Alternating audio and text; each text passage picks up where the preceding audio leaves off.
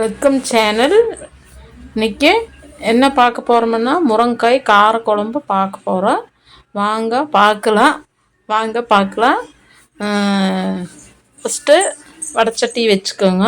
வச்சுட்டு வெங்காயம், தக்காளி, பூண்டு எல்லாம் போட்டு வதக்கிட்டு வரமிளகா 2, அரை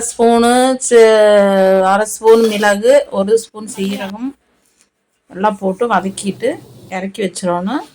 இறக்கி வச்சுட்டு சூடு ஆறுன பிறகு நம்ம மிக்சியில் போட்டுக்கணும். மிக்சியில் போட்டு அரைச்சி வச்சிடணும்.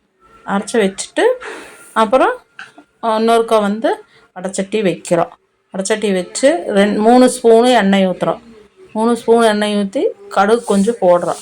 கடுகு கொஞ்சம் போட்டு அரை ஸ்பூன் கடுகு போட்டு அப்புறம் கருவேப்பில் போட்டு நான் அடுத்தது முருங்கைக்காய் போட்டு நல்லா வதக்கிட்டு அப்புறம் மஞ்சத்தூள், சாம்பார் பொடி, மல்லித்தூள் போட்டு நல்லா வதக்கிக்கணும். வதக்கிட்டு கலர் கொஞ்சம் மாறின பிறகு நம்ம காய் எடுத்து போடணும். காய் போட்டு உப்பு தேவையான அளவு போட்டுக்கலாம்.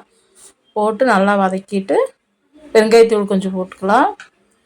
போட்டு நம்ம மசாலா அரைச்சி வச்ச மசாலா எடுத்து காய்க்குள்ளே ஊற்றலாம். முருங்கைக்காயை ஊற்றலாம். ஊற்றிட்டு மூடி வச்சிடணும். மூடி வச்சு தண்ணி அளவாக வச்சு மூடி வச்சுட்டு தேவையான அளவுக்கு தண்ணி வச்சு மூடி வச்சுட்டு இப்போ நம்ம 10 நிமிஷம் கழித்து போய் ஓப்பன் பண்ணி பார்த்தா குழம்பு ரெடி. பிடிச்சிருந்தா வாங்க, லைக் பண்ணுங்கள், ஷேர் பண்ணுங்கள்.